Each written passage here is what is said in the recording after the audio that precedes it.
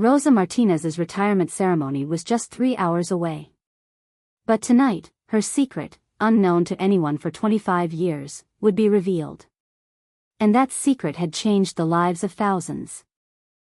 In the 52-story Meridian Tower in the heart of Manhattan, Rosa Martinez walked the halls for the last time, pushing a cleaning cart. This 67-year-old Mexican immigrant woman was an invisible figure, seen only at night and never even said good morning to most employees. But Rosa's story was hidden deep enough to surprise everyone in this building. In 1998, after losing her husband, Miguel, to a heart attack, Rosa was left alone with her 3 children. A psychology graduate from a prestigious university in Guadalajara, Rosa and Miguel had come to New York to pursue the American dream. While Miguel worked construction jobs, Rosa looked after the children and tried to learn the language. But Miguel's sudden death changed everything. In America, where she didn't speak English and her training as a psychologist in Mexico was disregarded because her degree wasn't recognized, Rosa's only job to feed her children was as a night cleaner. Her first day working on the 15th floor of the Meridian Tower, she focused solely on survival. Her 3 children, 12-year-old Carlos, 8-year-old Sofia, and 4-year-old Diego, gave her strength. Initially, Rosa struggled with the strain of the night shift. She would care for the children during the day, leave them with neighboring Dona Maria in the evening, and then go to work. In the first months, she focused solely on cleaning up and returning home. But Rosa's observational skills and empathetic heart soon began to hear the silent cries of her employees. The first thing she noticed was that some employees were still in the office late. Not just because they were overworked, but because they didn't want to go home. Photos forgotten on desks, torn letters in trash cans, personal emails left open on computer screens, everything told Rosa a story. Thanks to her background in psychology, she was incredibly skilled at reading these clues. Her first intervention was in November 2000. She noticed tear stains on divorce papers on the desk of Sarah Johnson, a young accountant working on the 23rd floor. Sarah's trash bin contained torn family photos and anxious notes about childcare expenses. Rosa realized Sarah was working late every night, likely avoiding problems at home. The next night, Rosa boldly left a small note on Sarah's desk: "Las tormentas pasan, las mujeres fuertes permanecen." Tough storms pass, strong women stay. Una amiga, a friend. At the bottom of the note, she had drawn a small flower. When Sarah found the note, she looked around, wondering who had written it. She asked a Spanish-speaking friend in the office to translate the Spanish portion. That small gesture was enough to give her the strength to go home that night and hug her children. From afar, Rosa observed that Sarah seemed stronger the next day. This was the beginning of Rosa's secret mission. Every night, she not only cleaned but also observed the quiet dramas the employees were experiencing. Medicine containers in the trash cans told her about health problems, personal items forgotten on desks told her about family situations, and open emails on computer screens told her about work stress. With her excellent Spanish and growing command of English, Rosa would piece together people's stories from these clues. But she didn't just observe, she tried to help whenever possible. She even cut back on her own children's expenses to help these people. In 2003, while working in marketing manager Michael Chen's office on the 31st floor, she found threatening letters about gambling debts on his desk. Michael, the son of Chinese immigrants, was desperate to borrow money so he wouldn't let his family down. The trash contained receipts for cash withdrawals from credit cards and ads for gambling websites. Rosa understood Michael's situation perfectly. When Miguel was alive, he too had a gambling problem, and she had seen how this addiction could tear a family apart. That night, she went home, took the $500 she'd set aside for her children, and left it on Michael's desk with a note that read, "This isn't a debt, it's a gift from the heart. This isn't a debt to you, it's a gift from the heart. Just focus on spending time with your family." Michael burst into tears the next morning when he found the money and the note. Although he never learned who he was, the money had helped him pay off his biggest debt and put an end to gambling. Rosa smiled silently when she saw Michael's family photo back on her desk, always smiling. 3 months later, when the news of Michael's promotion arrived, Rosa's heart welled up. As the years passed, Rosa's undercover operations became increasingly sophisticated. She secretly placed baby formula in the closets of her young secretary, Rosa Martinez, whose last name Rosa found endearing. When she became pregnant, she searched for health insurance information and left important phone numbers on her desk for Tom Wilson, who couldn't care for his ailing mother, and she left flowers and encouraging notes for Jennifer Adams, who was experiencing a marital crisis. Lisa's situation particularly affected Rosa. The young woman, fearful of being a single mother, was trying to hide her pregnancy. Rosa had seen pregnancy test boxes and torn pages of mother-baby magazines in Lisa's trash. The note Lisa left on her desk was specifically written, "Ser Madre is the child of my life. I don't care about the baby, I don't care about the love of the world. Being a mother is the most beautiful job in the world. No matter how the baby arrives, the only thing that matters is the love you give it." After this note, Lisa announced her pregnancy and received significant support from the company. When Rosa returned to the office with her baby after Lisa's maternity leave, her eyes welled up with tears as she watched the little miracle from afar. Rosa's greatest achievement came in 2010. David Wright, a financial analyst working on the 45th floor, was facing dismissal after a major investment mistake. He was afraid to go home, staying in the office at night. Rosa had discovered that David had not only written notes on his desk hinting at suicidal thoughts but also family photos upside down. This was a major alarm bell for Rosa. That night, Rosa mustered all her courage, went up to David, and spoke in her broken but sincere English. "Sir David," she said, "I see you here many nights. You good man. I know you worry, but Vita, life, it has many chapters." David was surprised. He hadn't been so warm to her in months. That night, Rosa talked to David for hours, sharing her life story, how she lost Miguel, how she struggled with 3 children, and how she found hope in her darkest moments.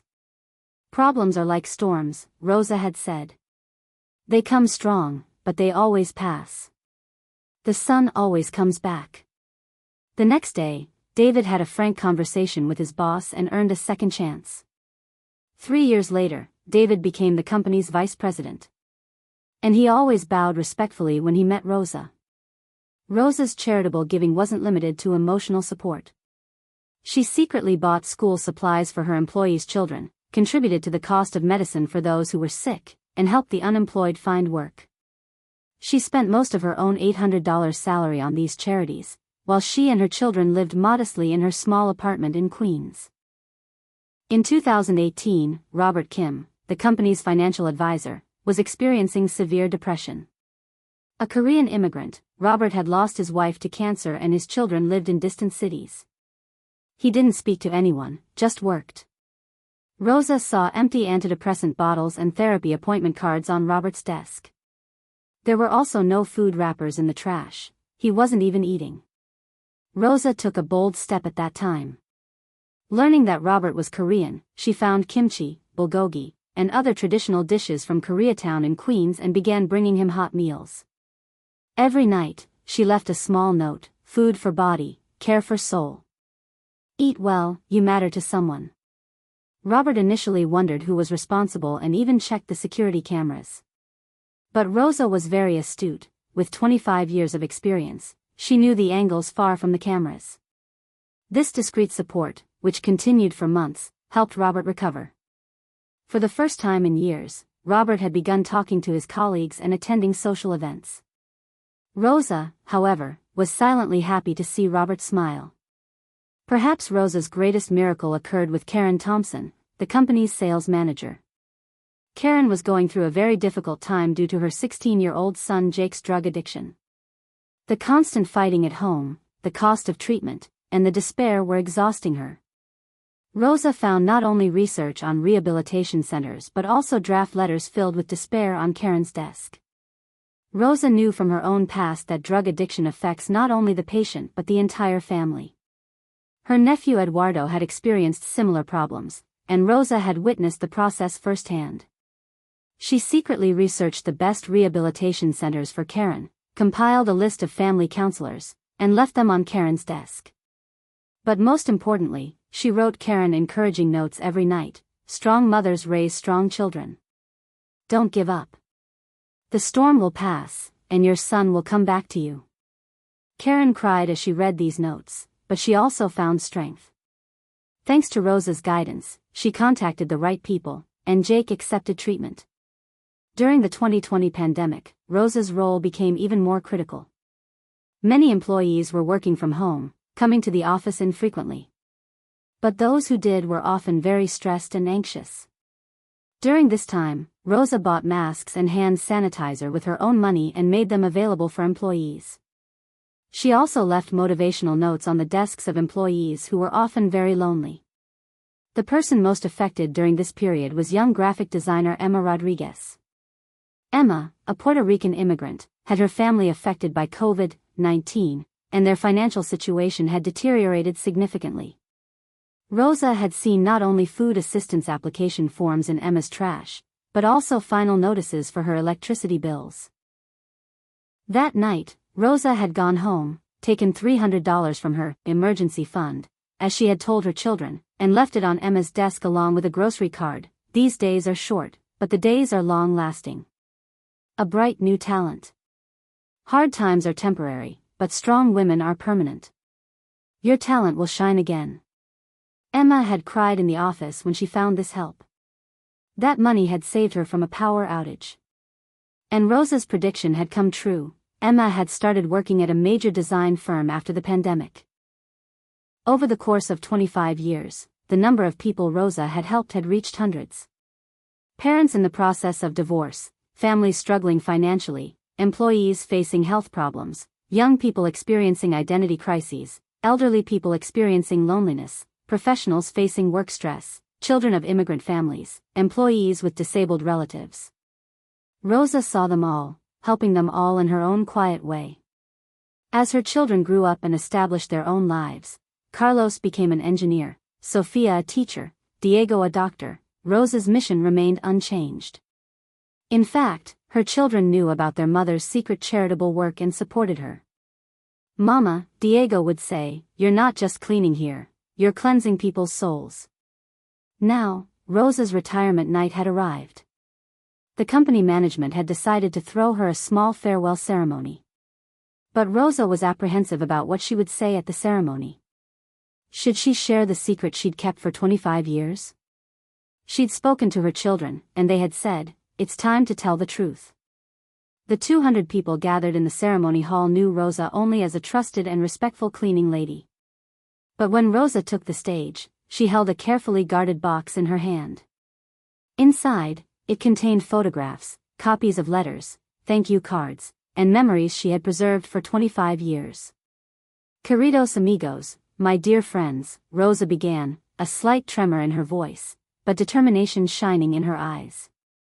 "I've worked with you for 25 years. But I didn't just clean here. I tried to clean your lives." The hall fell into a deep silence. Rosa began showing the photographs she had taken from her box. Sarah's happy family photo after her divorce, Michael's certificate of achievement after clearing his gambling debt, David's news of his promotion to vice president, Amanda's wedding photo with her partner, Robert loving the life he once again had, Karen's photo with her recovering son, Emma's success story at her new job. "For 25 years, I've observed all of you. I've seen your pain, your struggles, your tears. And I've tried to help you in any way I could. Because I knew that sometimes people just want to know that someone sees them, that someone cares." Everyone in the room was shocked. They were learning that Rosa was behind the secret help, the encouraging notes, the miraculous solutions they'd been receiving for years. The first tear came from Sarah, then it spread like a wave throughout the room. Sarah stood up and ran to Rosa to hug her. "Thanks to that note, I moved on with my life," she said, tearfully. "You were my lifesaver." Michael, David, Amanda, Robert, Karen, Emma. One by one, they stood up. They all told how their lives had changed with Rosa's help, how much her hidden touch had meant to them. That night, Rosa didn't just retire as a janitor. She was sent off as the unsung hero of 200 people's lives, the leader of the invisible angels. The employees had collected $50,000 in gifts for her. But the real gift was that the love and hope Rosa had given her for 25 years was now returning to her multifold. The company's management erected a special plaque in Rosa's honor on the building, "To Rosa Martinez, to the woman who touched us with invisible hands and visible heart. Some angels don't have wings, they have cleaning carts. Some angels don't have wings, they have cleaning carts." That night, Rosa was thinking as she drove home. She had dreamed of helping people as a psychologist in Mexico. She had worked as a janitor in America, but she had never actually abandoned her true profession. She had simply continued it by another method, more secretive but perhaps more effective. Her diploma remained unrecognized, but her heart was widely recognized. The next morning, the local newspaper ran Rosa's story with a headline, "The Invisible Angel, Janitor Secretly Helped Hundreds for 25 Years." The story went viral, shared nationwide, and appeared on television. Rosa Martinez had become America's new hero. Rosa Martinez's story demonstrated how deceptive appearances can be, and that true heroes can sometimes be found in the most unexpected places, under the most humble guise.